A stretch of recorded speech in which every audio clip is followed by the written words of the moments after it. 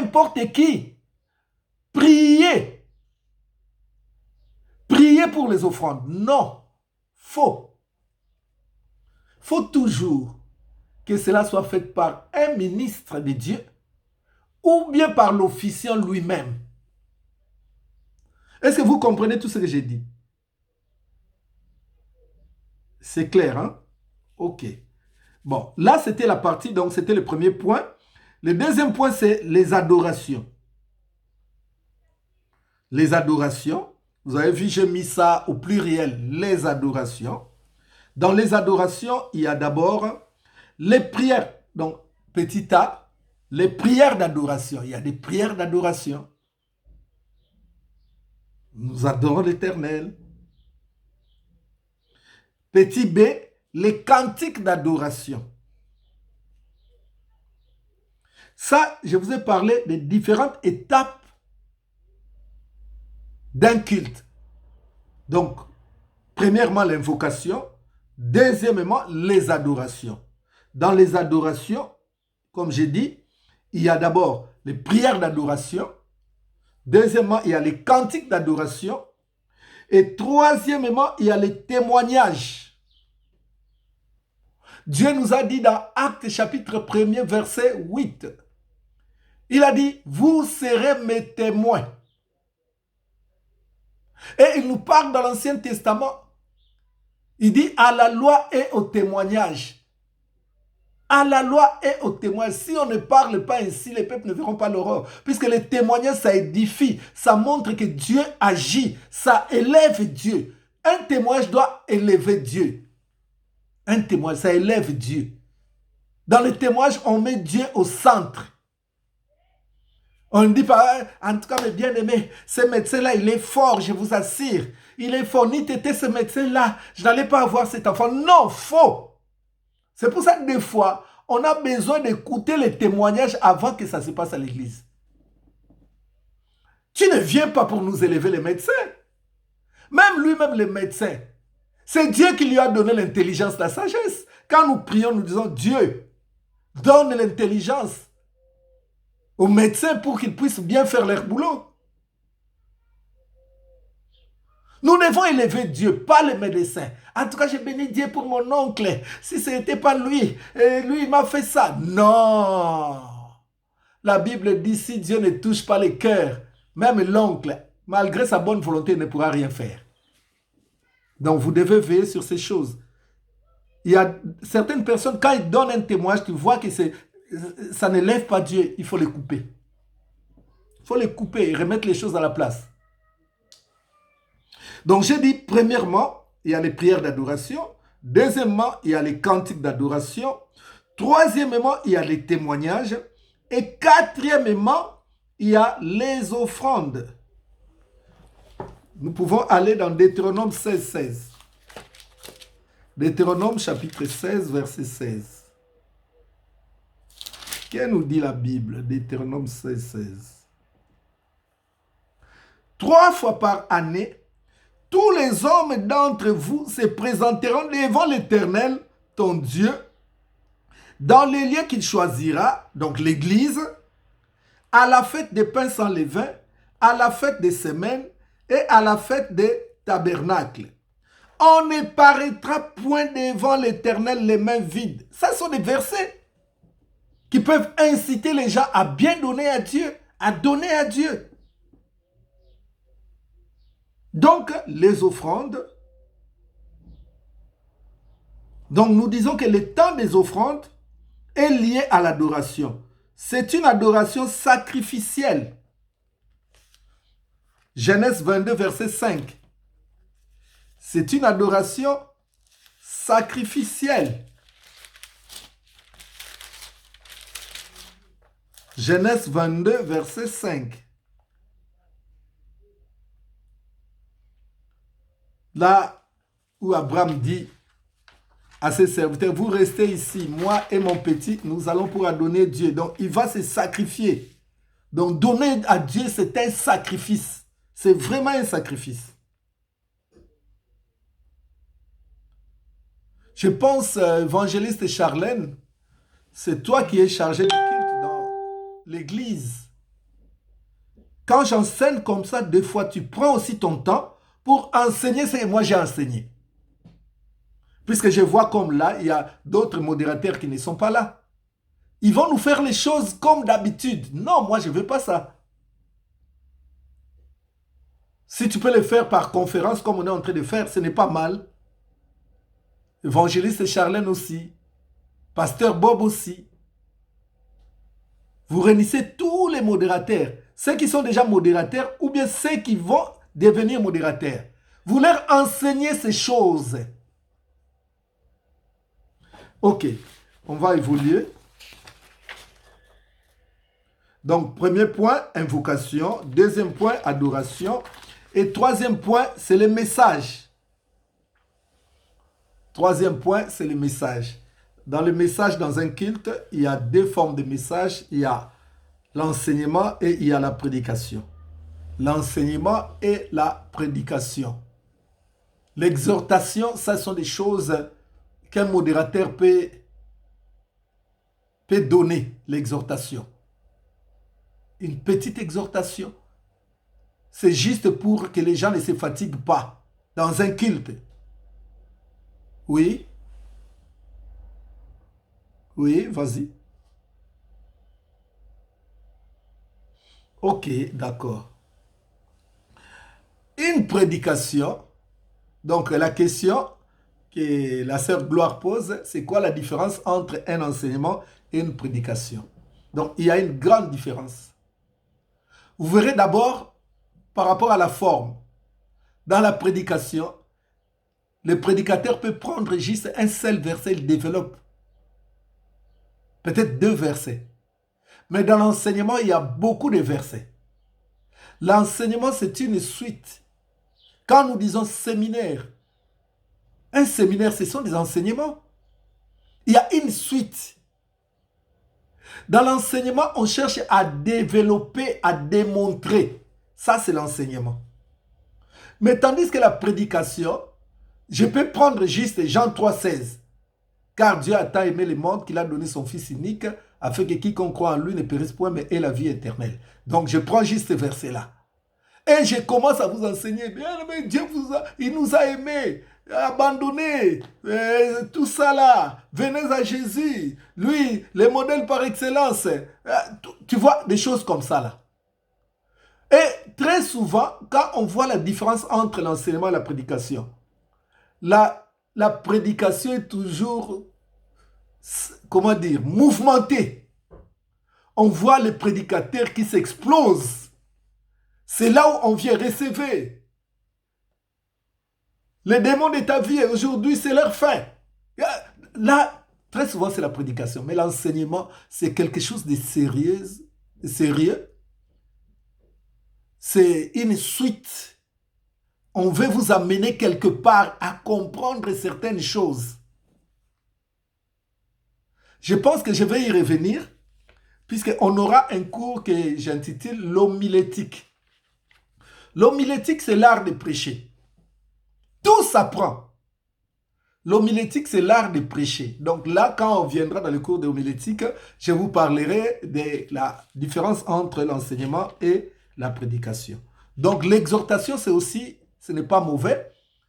L'exhortation, c'est consoler un peu, fortifier des gens qui étaient abattus pendant le culte, au lieu que les gens restent debout depuis le commencement jusqu'au moment de la parole. Non, c'est très long.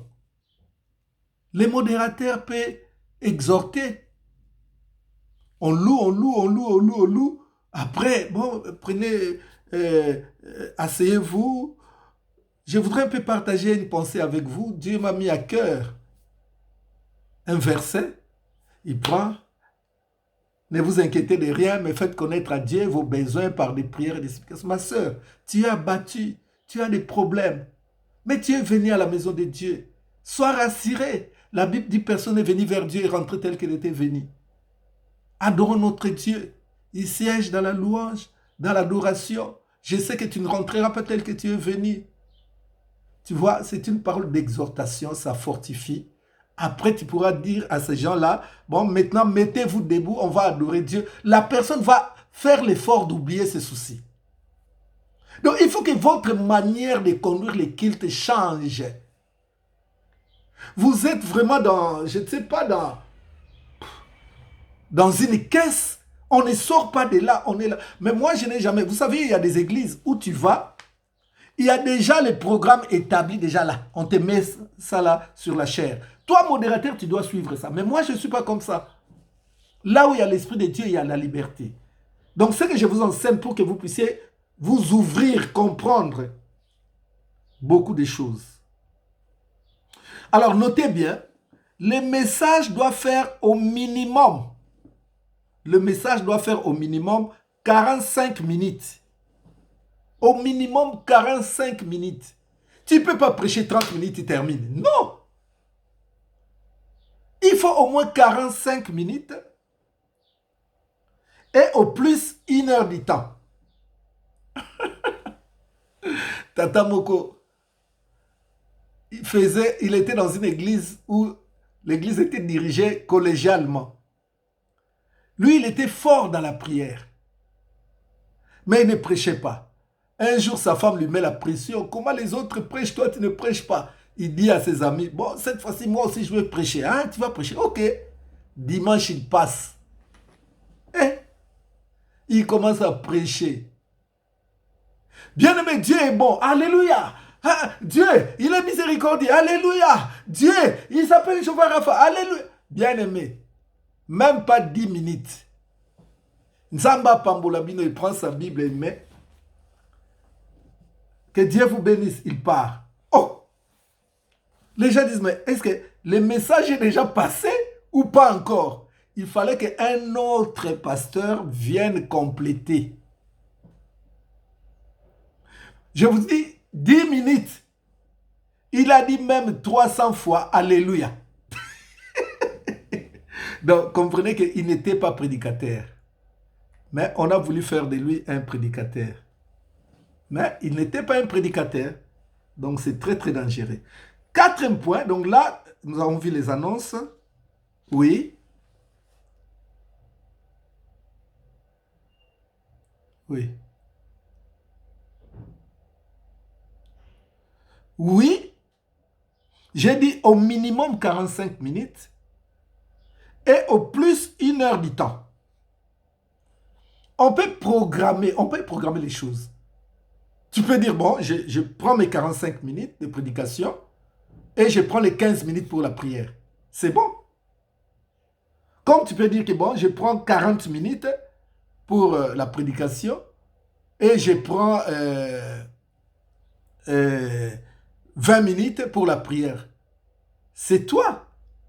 La Bible dit l'esprit des prophètes est soumis aux prophètes. Alors, donc nous avons dit d'abord l'invocation, après l'adoration. Là, c'était le point 3, le message. Maintenant, le point 4, les annonces. Les annonces. Vous avez vu, on a essayé de faire l'effort de laisser la sœur Kézia ou la sœur Edith faire les annonces. C'est très bien. Vraiment, j'aime ça. Mais seulement, elles doivent se développer. Quand on passe des annonces, c'est un moment où les gens sont à l'écoute.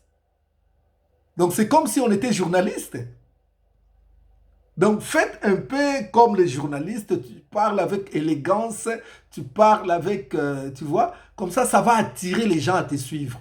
Puisque les gens, des fois, n'aiment pas les moments de communiquer. Ils sortent, ils partent. Mais s'ils savent que la personne qui donne les communiqués, en tout cas, elle donne très bien. Ah, je vais suivre. Donc, c'est très bien aussi. Donc, 4e point, c'est les annonces.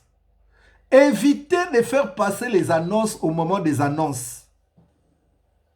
Évitez chaque fois de faire passer les annonces au moment des annonces. Qu'est-ce que nous voyons? Au moment des annonces, on ramène une feuille. Et ça trouble. Puisque une annonce, normalement, doit être examinée. Ça doit être examiné. Puisque Dieu fait toutes choses bonnes à son temps. Des fois, ce n'est pas le temps de donner cette annonce-là. Des fois même, cette annonce que vous voulez faire passer, le pasteur n'est pas d'accord. Puisque les annonces doivent d'abord être examinées par le pasteur. Des fois même, des autres ne font pas passer les papiers, mais ils disent réunion ba maman, réunion ba maman. Oh! Mais un homme sérieux, il verra que cette église n'est pas organisée. Vous avez compris? Évitez de faire passer les annonces au moment des annonces. Elles ne doivent pas dépasser aussi 10 minutes. Les moments des annonces ne doivent pas dépasser 10 minutes. On doit faire l'effort que ces moments-là ne dépassent pas 10 minutes. Notez bien, lorsque l'adoration commence, toute l'église doit rester debout ou à genoux. Lorsque l'adoration commence, toute l'église doit rester debout ou à genoux. Lorsque l'adoration commence, toute l'église doit rester debout ou à genoux. Pourquoi tout le monde doit être debout à genoux? Puisque c'est un grand roi. Vous invoquez la présence d'un grand roi. Bien aimé, réalisez Macron quand il entre dans le conseil des ministres. Tous les ministres sont debout. Tous les ministres. La reine d'Angleterre, quand elle rentre dans une réunion, même le premier ministre britannique est debout. Donc ce sont des choses que les modérateurs aussi peuvent enseigner aux enfants de Dieu. Bien aimé, vous savez, quand nous vous demandons de vous mettre debout, ce n'est pas pour vous embêter, mais réaliser Macron quand il entre. Mais Dieu est plus que Macron. Ceci, cela. Il faut que les gens puissent comprendre aussi certaines choses. Puisque les gens qui viennent dans nos églises, ils ne connaissent pas Dieu d'autre. Et ceux qui connaissent Dieu, ils doivent se soumettre à ces dieux-là. Donc il faut insister. Comme nous le faisons des fois, quand nous voulons commencer à prêcher, nous demandons aux gens, mettons-nous debout. Puisque Dieu veut parler. Notez bien toujours, pour le message, c'est le pasteur qui introduit les prédicateurs. C'est le pasteur qui introduit les prédicateurs. Surtout, si c'est un prédicateur qui n'est pas de l'église, c'est le pasteur qui doit l'introduire. Oui. Non, on est dans les étapes du culte, donc on a terminé dans le point 4 qui est annonce. Bon, maintenant je parle de noter bien. Donc après on va sortir de là. Non, on ne va pas sortir. On va voir le point 5. Donc c'est le pasteur, surtout si c'est un pasteur qui n'est pas de l'église. Je vois mal. Je reçois quelqu'un, je donne l'exemple, pasteur Mulumba, qui vient des États-Unis. D'abord, toi, modérateur ou modératrice, tu ne connais pas le pasteur Mulumba. Et tu dis, bon, bien aimé, comme tu savais que c'est pasteur Mulumba qui va prêcher, bien aimé, maintenant vous allez vous lever, on va recevoir l'orateur du jour. Pasteur Mulumba des États-Unis, pendant qu'il passe. Non! À la maison, c'est papa qui reçoit l'invité. C'est papa. Et c'est papa qui va vous présenter, vous les enfants. Vous voyez, ça c'est mon ami d'enfance. Vous voyez, ça c'est monsieur le ministre. Vous voyez, ça c'est mon ami. C'est comme ça. Donc ce n'est pas à toi, officiant, qui doit recevoir. Si le pasteur principal n'est pas là, il a des collaborateurs. Il a des collaborateurs. Donc laissez les collaborateurs recevoir. C'est comme à la maison. Si papa ou maman n'est pas là, il laisse des consignes. Par exemple, à l'aîné, il y a une de nos amis qui va venir, tu vas le recevoir, ceci, cela. Ce n'est pas les petits frères ou les petites sœurs, c'est l'aîné. Donc, si les pasteurs ne sont pas là, ils peuvent laisser des consignes. Bon, on va voir le point 5 et on va quitter cette étape-là. Le point 5. Le point 5, toujours pour clôturer les étapes du culte, c'est la bénédiction, la bénédiction finale. On termine le culte. Donc, on a commencé notre culte par l'invocation. Après, nous avons adoré. Dans l'adoration, n'oubliez pas, il y a aussi des témoignages. Et après, il y a eu le message. Après le message, il y a eu des annonces. Bon, maintenant, on doit partir. Il faut une bénédiction finale. C'est au pasteur ou au prédicateur du jour de faire la bénédiction finale. C'est le pasteur, puisque normalement, ça doit être le pasteur qui doit toujours bénir ses enfants. Toujours. Je vois mal dans votre maison,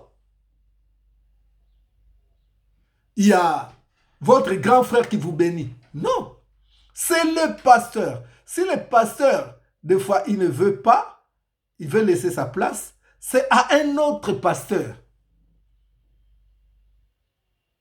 C'est lui qui va bénir le peuple de Dieu. D'ailleurs, normalement, un bon pasteur, chaque dimanche, il doit bénir ses enfants. Chaque dimanche. Je vous conseille même, chaque dimanche, dès que le culte est fini, si vous voulez partir, allez voir votre pasteur, même les saluer, qu'il dise un mot pour vous, qu'il vous bénisse. Dieu confirme ce qui sort de la bouche de ses serviteurs. Les dimanches, n'allez pas vite, je pars, pasteur, il a beaucoup de gens. Mais vous pensez que les gens qui viennent me voir là, la plupart, ils viennent simplement chercher la bénédiction. Et puis moi, quand je vous reçois, chaque fois je dis que Dieu te bénisse. Que Dieu te bénisse. Rien que cette parole-là, c'est une bénédiction pour toi. Donc c'est au pasteur ou au prédicateur de bénir ou de faire la prière de clôture, donc la bénédiction finale. Voilà, on a terminé à ce point-là. Est-ce qu'il y a une question?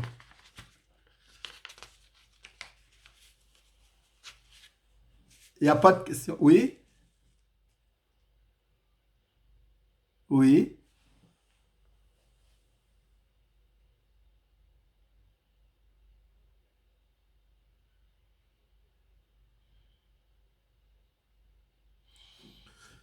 Bon, j'ai toujours dit ceci, là où il y a l'Esprit de Dieu, il y a la liberté. Normalement, on peut mettre les offrandes avant la prédication. Ce n'est pas mal. Vous savez, il faut varier les choses. Même à la maison, quand vous ne mangez qu'un seul plat, tous les jours, même plat, même si le plat est délicieux, au bayango, tu voudras des fois même qu'on change un peu. Tu dis, bon, j'ai trop mangé de viande, maintenant je veux les pondous. Je veux un peu ça, ceci, cela, c'est comme ça. Il faut que les modérateurs puissent changer aussi des fois les choses. Mais moi, je sais, si nous mettons l'offrande à la fin, pourquoi? C'est parce que beaucoup de membres de nos églises viennent en retard. Nous ne voulons pas qu'ils rentrent avec l'argent de l'église qu'ils sont venus avec. Donc cela veut dire que ce n'est pas mal, ce n'est pas interdit, même de faire des offrandes. Merci pour ta question. On peut même faire des offrandes. Première offrande, par exemple, on fait même avant le message. Et deuxième offrande, on fait avant la fin. Peut-être il y a eu de bien-aimés qui n'étaient pas là. Ne rentrez pas avec ce que vous êtes venus avec pour Dieu. Venez donner vos offrandes. Vous voyez des choses comme ça. On peut faire des offrandes. Chez les anglophones, mes bien-aimés, je vous assure. Moi, j'ai été scandalisé pour la première fois. Au moins 7 offrandes. 7 offrandes. Offrande de ceci, offrande de cela, offrande de... Je ne condamne pas. Mutumunga lobi nanga nzamba sengaka mingi po apesaka pe mingi. Voilà, est-ce qu'il y a une autre question? Oui.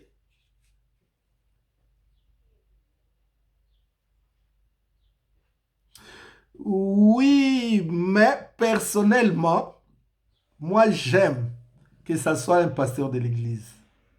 J'aime ça. Pourquoi j'aime ça? Puisque le pasteur invité, c'est quand même un invité. Prenez ça comme votre maison. C'est vous-même, hein? Vous êtes sûr de vous-même. Soyez pasteur invité, on a mais la prière de clôture et la bénédiction finale, quand ça vient du Père. Donc, c'est que c'est sûr. Mais ce n'est pas un péché. Si vous avez confiance à ce pasteur invité-là, vous pouvez laisser faire la prière, ce n'est pas mal. Ce n'est pas un péché. Oui. Non. Non, non, non. Un bon pasteur invité ne le fera pas. Un bon pasteur. Est-ce que vous savez que nous-mêmes, notre église, si on a connu beaucoup de problèmes, c'est à cause des pasteurs invités. C'est une des raisons. À cause des pasteurs invités. Il y a beaucoup de choses que je ne vous dis pas, mais qui font très mal au cœur. S'ils ont besoin de ces pasteurs invités-là, ils doivent passer par vous-même, les responsables de l'église. Ils doivent passer par vous-même. Et, camarade à papa ye nandaku, allez, azui ba numéro à bana ba fille na bino, ton numéro à maman. Est-ce que vous trouvez ça normal? Papa, il va se fâcher. Or, si la maman a besoin de cet homme-là, il doit passer par son mari. Ou si les enfants ont besoin des services de cet homme-là, ils doivent dire, papa, ah, camarade Noana Yakala, vraiment, je peux avoir besoin de lui. Comme ça, papa, il sait comment il peut organiser les choses. Mais quand les choses commencent à passer en dehors du papa, c'est grave. Est-ce que c'est clair? Ce sont des choses... C'est aussi dans les cours, ça reviendra. Ok, on va avancer puisque l'heure est partie vraiment. Je ne pense pas qu'on terminera, bien que ça ne reste pas beaucoup. Bon, il y a un grand point. La présidence des réunions chrétiennes. La présidence des réunions chrétiennes. Notez la présidence des réunions chrétiennes. La présidence des réunions chrétiennes. Présidence vient du mot présider, qui veut aussi dire diriger. La présidence des réunions chrétiennes. Grand titre.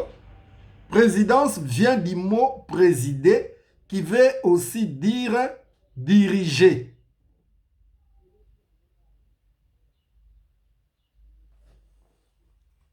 Présidence vient du mot présider, qui veut aussi dire diriger. Alors, écrivez introduction. Introduction. Il y a deux grandes choses à traiter. Il y a deux grandes choses à traiter, double point, la présidence et la réunion chrétienne. Il y a deux grandes choses à traiter, double point, la présidence et la réunion chrétienne. Je sais que d'ici peu, dans le monde, je sais, Gloire et les autres, vous allez partir, ah, on a répétition. Si Maman Tété, vous pouvez arranger, bonjour, ça n'a nous la répétition, puisque ils ont bondi sa formation. Ce n'est pas une bonne chose. Ce n'est pas une bonne chose. Puisque même adoration, il faut appeler ça nos cours sur l'adoration.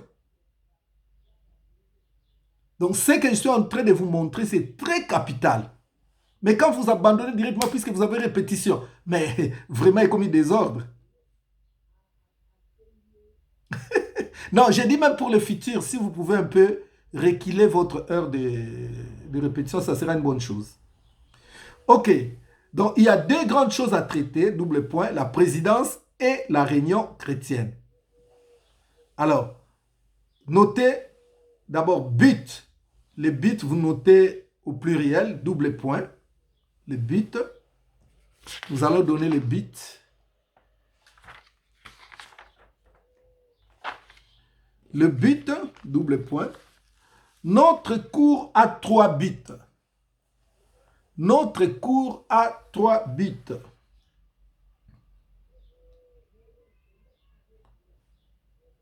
Notre cours a 3 buts. Vous savez, nous avons dit qu'il y a deux grandes choses à traiter, la présidence et la réunion chrétienne. Donc, 1. Définir le président et la réunion chrétienne. Nous allons d'abord définir le président et la réunion chrétienne. 2. Ça nous permet de découvrir l'importance du culte.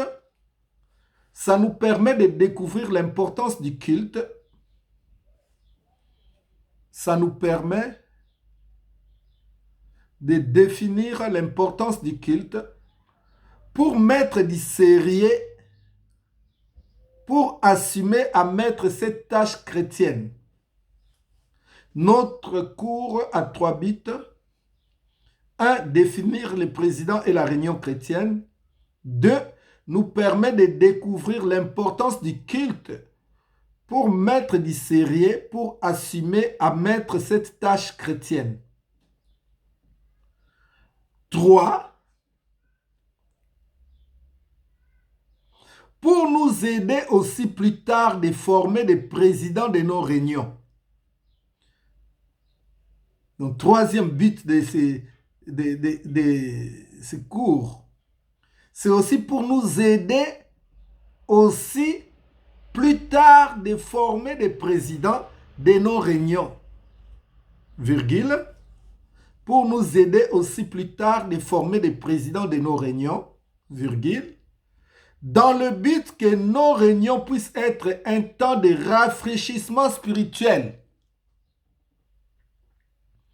Pour nous aider aussi plus tard de former des présidents de nos réunions, dans le but que nos réunions puissent être un temps de rafraîchissement spirituel et la bénédiction pour les enfants de Dieu à partir de la présidence.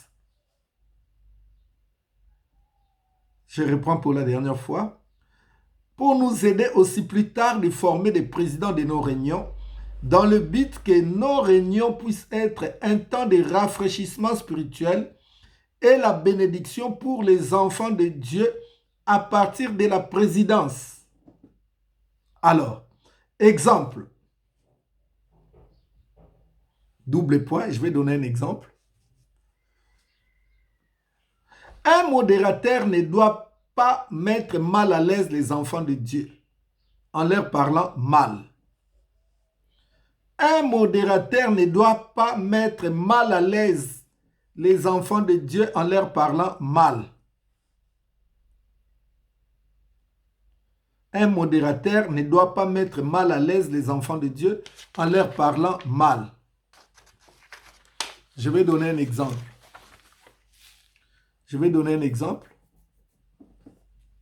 Un modérateur était dans une fête. Il a vu les gens boire l'alcool, les gens danser la danse mondaine, les gens faire n'importe quoi. Alors, le lendemain au culte, abandiko poupo la bango. Vous ne voulez pas vous mettre debout. Mais hier, vous étiez dans des fêtes là-bas. Hein? Vous avez dansé, vous avez bu. Vous avez vu comment l'alcool... Mais non, ce n'est pas ton rôle. Ce n'est même pas le rôle d'un prédicateur. Un prédicateur ne doit pas reprocher les gens publiquement comme ça. Non. On ne doit pas reprocher les gens publiquement. On ne doit pas mettre mal à l'aise. On verra même la conduite d'un modérateur. Il y a des modérateurs, s'il est déjà debout devant là, ça bloque les autres. À cause de son témoignage. Un modérateur doit avoir aussi un bon témoignage. Alors, place et rôle du modérateur dans une réunion chrétienne. Place et rôle du modérateur dans une réunion chrétienne.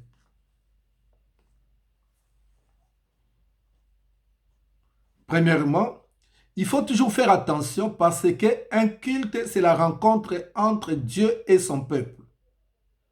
Vous pouvez voir Matthieu 18, verset 20. J'ai dit, il faut toujours faire attention parce qu'un culte, c'est la rencontre entre Dieu et son peuple. D'où il ne faut pas qu'un modérateur fasse ou dise n'importe quoi. Ce n'est pas la rencontre entre les enfants de Dieu et toi. Puisque tu es bien habillé, puisque tu parles bien français, puisque tu as beaucoup d'argent, puisque tu es marié. Non! Ces gens-là ne viennent pas à cause de toi. Ils viennent pour rencontrer leur Dieu. Tu dois faire très attention, toi, modérateur ou modératrice. Tu dois faire très, très attention.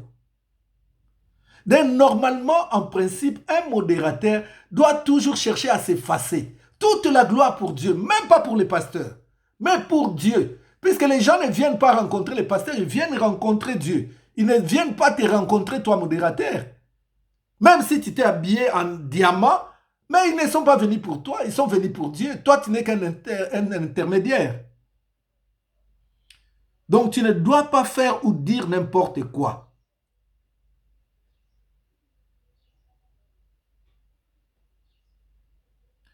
Si tu vas dans Acte 2, 40 à 44, Acte chapitre 2, versets 40 à 44, on nous montre les caractéristiques de l'Église primitive, qui était remarquable par sa façon de présider leur culte ou réunion.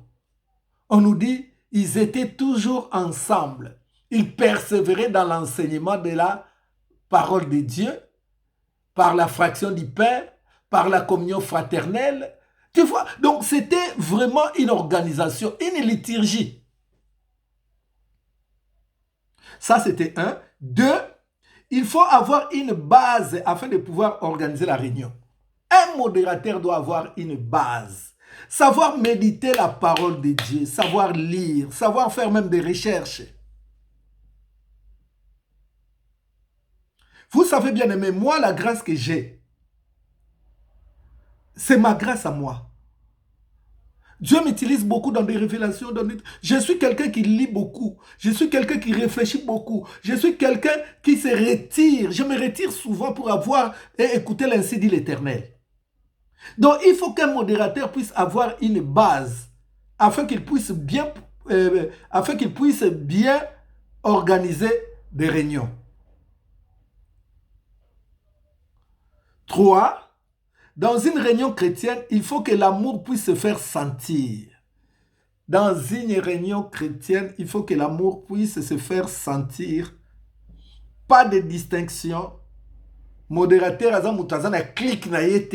j'ai mes amis, ça ce sont mes amis qui vont m'appuyer. Quand je fais ça, hey! Comme je suis allé à Kinshasa, j'ai vu un pasteur qui se baladait avec ses enfants. Tout ce que le pasteur disait, même la fausseté, ces gens-là étaient là pour applaudir, pour acclamer. Non, ça, c'est pas Dieu, ça. Les gens t'acclament, mais est-ce que Dieu est content? Non. Dans une réunion chrétienne, il faut que l'amour puisse se faire sentir. Pas de distinction, mais il faut créer l'atmosphère conviviale. Il faut que les modérateurs créent une atmosphère conviviale entre les membres de l'Église. La parole doit avoir sa place ainsi que la prière. 1, 2, 3, 4. Par ta façon de modérer, tu dois préparer le peuple de Dieu à recevoir le miracle. Le modérateur, c'est quelqu'un qui prépare le peuple de Dieu à recevoir le miracle qui vient de la parole. Les modérateurs, ils préparent le peuple afin que quand la parole va tomber, que ça puisse produire des fruits. C'est comme dans un champ. La Bible dit que ma parole, c'est comme une graine. Mais pour que la graine puisse germer, il faut qu'on prépare d'abord la terre. La terre, c'est l'homme. L'homme est la poussière. Le rôle du modérateur, c'est de préparer les cœurs des gens. Même ceux qui sont venus abattus, même ceux qui sont venus découragés, même ceux qui ont des problèmes. Je vous ai donné l'exemple de l'exhortation. Tu dois chercher à préparer, à enlever la tristesse, à enlever les soucis. Par ta façon de modérer, tu dois préparer le peuple à recevoir le miracle. À la fin du message, il faut éviter de faire trop de commentaires. On voit des fois le modérateur qui fait le résumé de tous les messages que le pasteur a prêché. Non, ce n'est pas ça. Mais ce qui n'est pas aussi mal, il faut que les modérateurs puissent insister sur ce qu'on vient de prêcher. Chez nous, je vois souvent, on balaye ça. Le pasteur prêche, quand le modérateur vient, il ne fait même pas un petit... Il ne dit même pas un petit mot. Ah, bien aimé, vous avez compris. Hein? En tout cas, Dieu nous a aujourd'hui parlé. Vous avez vu cette femme-là, à cause de sa foi, elle a touché la robe de Jésus. Nous aussi cherchons à toucher la robe de Jésus au travers de ce que nous avons suivi. En tout cas, l'homme de Dieu, que Dieu te bénisse. Il faut toujours dire un mot, mais ne dépasse pas 3 minutes. Ne dépasse pas 3 minutes. Et puis ne reste pas silencieux. Il faut toujours dire un mot, mettre l'accent sur ce qu'on vient de nous prêcher. Je pense que vous avez compris tout ça là. 1, 2, 3, 4, 5e point. Les modérateurs ne doivent pas corriger les prédicateurs. Les modérateurs ne corrigent pas les prédicateurs. Sinon, ils risquent d'avoir trouble dans la tête des enfants de Dieu. Les modérateurs ne doivent pas corriger les prédicateurs. S'il y a erreur, ils doivent parler aux